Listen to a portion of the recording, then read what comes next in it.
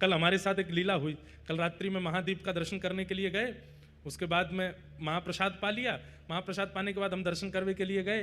तो अब जगन्नाथ जी के सामने वैसे सबसे बढ़िया दर्शन बताएं आपको, जो शास्त्रीय बात है कि महाप्रभु जगन्नाथ जी का दर्शन गरुड़ स्तंभ के पीछे से ही करना चाहिए। शास्त्रीय प्रमाण है कि वहां से दर्शन करना ही दर्शन गिना जाता है। आप गरुड़ स्तंभ के पीछे से देख लो, उसके बाद आगे आ जाओ, चलेगा। लेकिन गरुड़ स्तंभ के पीछे नहीं गए हैं और सीधे आगे चले गए हैं तो आपका दर्शन अधूरा माना जाएगा। तो कल हम चले गए दर्शन करने, तो गरुड़ स्तंभ पे जा ही नहीं पाए। पहले ही हाथ पकड़ के ले गए, बोले चलो भीतर आगे। अब आगे ले जा करके महाप्रभु जी के सामने बैठ गए, बलभद्र जी के दर्शन, सुभद्रा जी के दर्शन।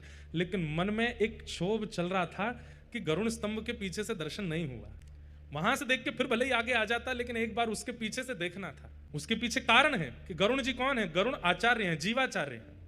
और आचार्य सन्निधि में जब आप दर्शन करते हैं तो ठाकुर जी किसको देखते हैं? ठाकुर जी आपको नहीं देख रहे, ठाकुर जी किसी को नहीं देख रहे, ठाकुर जी तो आचार्य को देख रहे हैं। और आचार्य के हाथों के नीचे जो खड़ा हो जाएगा तो आचार्य चरण ठाकुर जी को इशारा कर देंगे, ये खड़ा है मेरी सन्निधि में, इसको भी देख लो। तो ठाकुर जी उसको भी देखते हैं।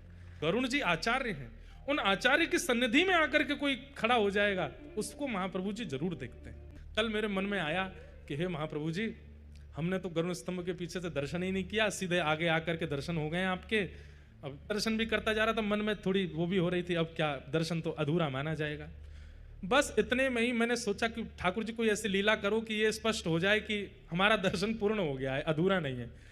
इतने में ही एक पुजारी जी आए और आकर के सीधा भात उनके हाथ में होगा और मेरे को दिखे भी नहीं है, ऊपर से ही हाथ आया सीधे यूं और सीधे मेरे मुंह में ही महाप्रसाद, ऐसे अपने हाथों से ही मुंह खोल करके महाप्रसाद डाल दिया भीतर। लेकिन वो महाप्रसाद आते ही सिद्धि हो गई इस बात की, जगन्नाथ जी को देख रहे थे, महाप्रसाद पा रहे थे। ये पहली बार हुआ कि देखते हुए महाप्रसाद पाया।